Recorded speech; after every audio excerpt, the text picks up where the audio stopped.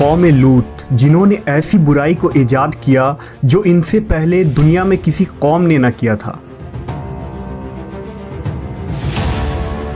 ऐसी बदकारी जिसकी मिसाल तारीख में कहीं नहीं मिलती। इस कौम ने ऐसा क्या काम किया था और इनका क्या अंजाम हुआ।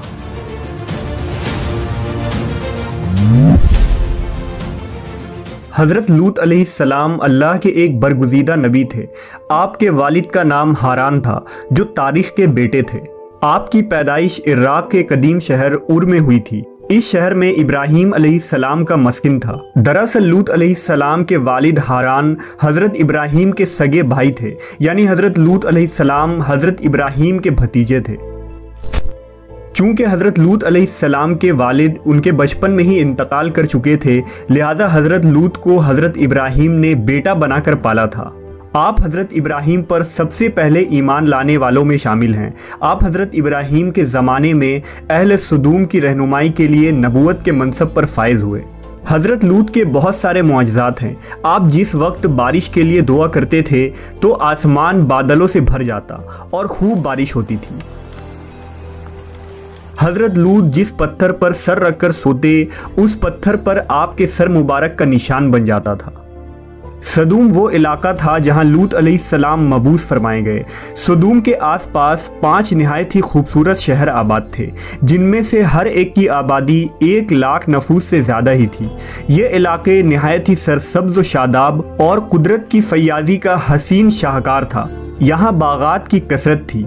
लहलहाती खेतियाँ यहाँ की ज़रूरियात से कहीं ज़्यादा थी। उर्दून, शाम और इसराइल के दरमियान बसा हुआ ये इलाका निहायत ही ज़रखेज़ था। वहाँ तरह तरह के अनाज, फल, मेवे बकसरत पैदा होते थे और यही वजह थी कि आसपास के बस्तियों के लोग भी अपनी मुआशी और ग़ज़ाई ज़रूरत के लिए उन बस्तियों की तरफ आते थे। मगर ये बात अहले सदूम के लोगों को बिल्कुल भी पसंद न थी।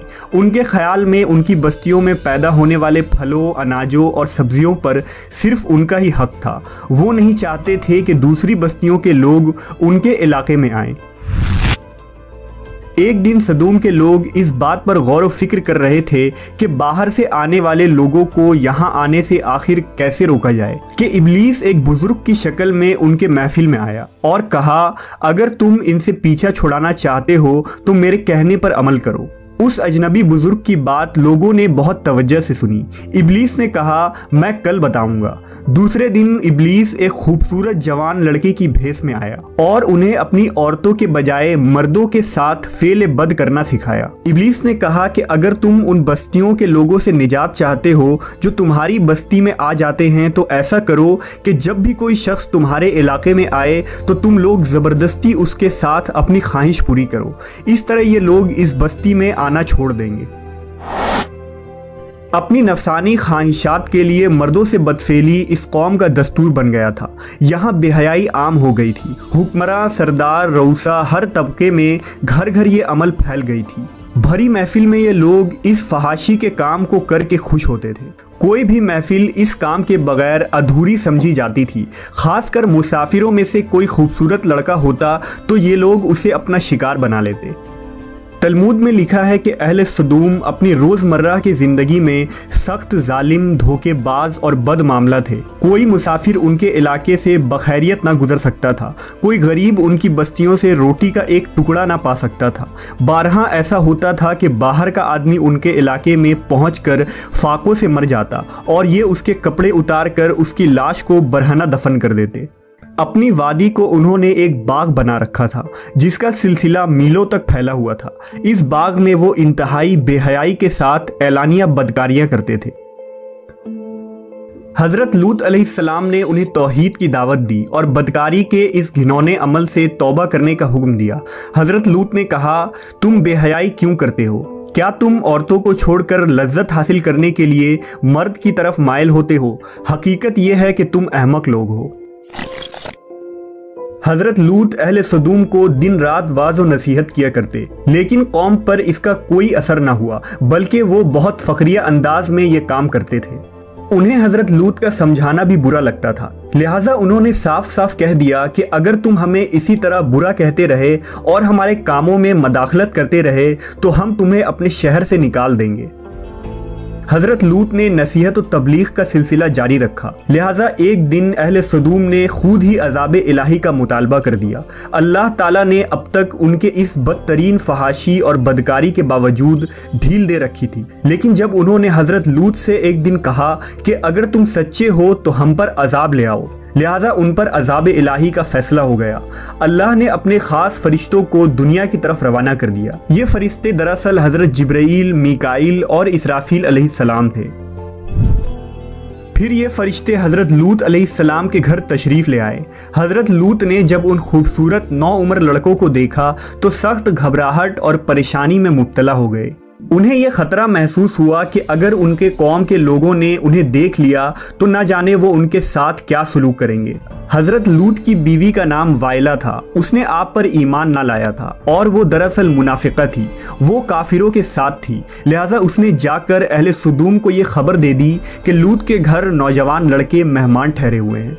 ये सुनकर बस्ती वाले दौड़ते हुए हज़रत लूत के घर पहुँचे।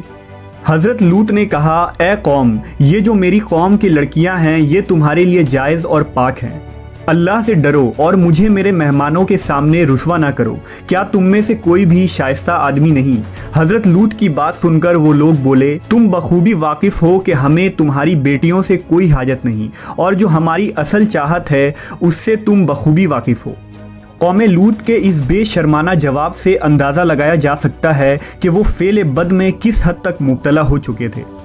जब हज़रत लूत अलैहिस्सलाम की कौम उनके घर की तरफ दौड़ती हुई आई तो हज़रत लूत ने घर के दरवाजे बंद कर दिए और उन नौजवानों को एक कमरे में छुपा दिया। उस बदकार लोगों ने आपके घर का घेराव किया हुआ था और उनमें से कुछ घर के दीवार पर भी चढ़ने की कोशिश कर रहे थे। हज़रत लूत अपने मेहमानों की इज्जत के ख्याल से बहुत ज़्यादा घबराए हुए थे। फरिश्ते ये सब मंजर देख रहे थे। जब उन्होंने हज़रत लूत अलैहिस्सलाम की बेबसी और परेशानी का ये आलम देखा तो हकीकत से पर्दा उठाते हुए यूं फरमाया, ए लूत, हम तुम्हारे रब के भेजे हुए फरिश्ते हैं। ये लोग हरगिज़ तुम तक नहीं पहुंच सकेंगे। अभी कुछ रात बाकी है तो अपने घर वालों को लेकर चल दो और तुम में से कोई शख्स पीछे मुड़कर ना देखे। अहले सदूम हज़रत लूत के घर का दरवाज़ा तोड़ने पर बज़िद थे। लिहाजा हज़रत जिब्राईल अलैहिस्सलाम ने घर से बाहर निकलकर अपने पर का एक कोना उन्हें मारा, जिससे उन सब की आंखों के ढेले बाहर निकल आए और बसारत ज़ायल हो गई। ये ख़ास अजाब उन लोगों को पहुंचा जो हज़रत लूत के पास बदनीयती से आए थे। हज़रत लूत अलैहिस्सलाम हकीकत हाल जानकर मुतमईन हो गए और अपने घर वालों के साथ रात ही को निकल खड़े हुए। बीवी भी उनके साथ थी, लेकिन कुछ दूर जाकर वो वापस अपने कौम की तरफ पलट गई और कौम के साथ जहन्नम रसीद हो गई। सुबह का आगाज़ हुआ तो अल्लाह के हुक्म से हज़रत जिब्राईल ने बस्ती को अपने पर से उखाड़ दिया और फिर अपने बाजू पर रख कर आसमान पर चढ़ गए। यहाँ तक कि आसमान वालों ने बस्ती के कुत्ते के भौंकने और मुर्गों के बोलने की आवाज़ें सुनी। फिर उस बस्ती को ज़मीन पर दे मारा, जिसके बाद उन पर पत्थरों की बारिश हुई। हर पत्थर पर मरने वालों का नाम लिखा हुआ था। जब ये पत्थर उनको लगते तो सर पाश पाश हो जाते। सुबह सवेरे शुरू होने वाला ये अजाब इशराक तक पूरी बस्ती को नेस्त नाबूद कर चुका था। कौम लूत की उन खूबसूरत बस्तियों को अल्लाह ने एक इंतहाई बदबूदार और सयाह झील में तब्दील कर दिया, जिसके पानी से रहती दुनिया तक कोई फ़ायदा नहीं उठाया जा सकता। समुंदर के इस ख़ास हिस्से में कोई जानदार, मछली, मेढक वगैरह ज़िंदा नहीं रह सकते। इसलिए इसे डेड सी यानी बहरे मुर्दार कहा जाता है, जो इसराइल और उर्दून के दरमियान वाक़ है। माहरीन आसार ने 10 सालों की तहकीक और जुस्तजू के बाद उस तबाहशुदा शहर को दरियाफ्त किया था। तहकीकात से पता चला था कि उस शहर में ज़िंदगी बिल्कुल ख़त्म हो चुकी है। इस शहर के रास्ते और खंडरात को देखकर आर्कियोलॉजिस्ट ने यह अंदाज़ा लगाया कि जब यह शहर तबाह हुआ तो उस वक्त लोग रोज़मर्रा के मामूलात के कामों में मशगूल थे और यहाँ ज़िंदगी अचानक ख़त्म हो गई थी। अहले सदूम जिन्हें पत्थर बना दिया गया था, उनके बुत अभी तक बहरे मुर्दार के पास मौजूद हैं, जो ताक़यामत लोगों के लिए एक इबरत है। आज यूरोपीय ममालिक में इंसानी आज़ादी के नाम पर इस बदकारी की इजाज़त दी जाती है और इस फहश अमल को फ़ख्र समझा जाता है, मगर हकीकत ये है कि हमजिन्स परस्ती बिल्कुल फितरत के ख़िलाफ़ है, जिससे इंसानी मुआशरा तबाह और बर्बाद हो जाता है।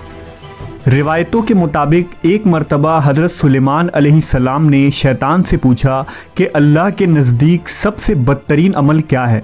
इब्लीस बोला, जब मर्द मर्द से बदफेली करे और औरत औरत से ख्वाहिश पूरी करे। हज़रत इब्ने अब्बास से रिवायत है कि रसूल अल्लाह सल्लल्लाहु अलैहि वसल्लम ने फरमाया कि उस शख्स पर अल्लाह पाक की लानत हो जो कौम लूत वाला अमल करे।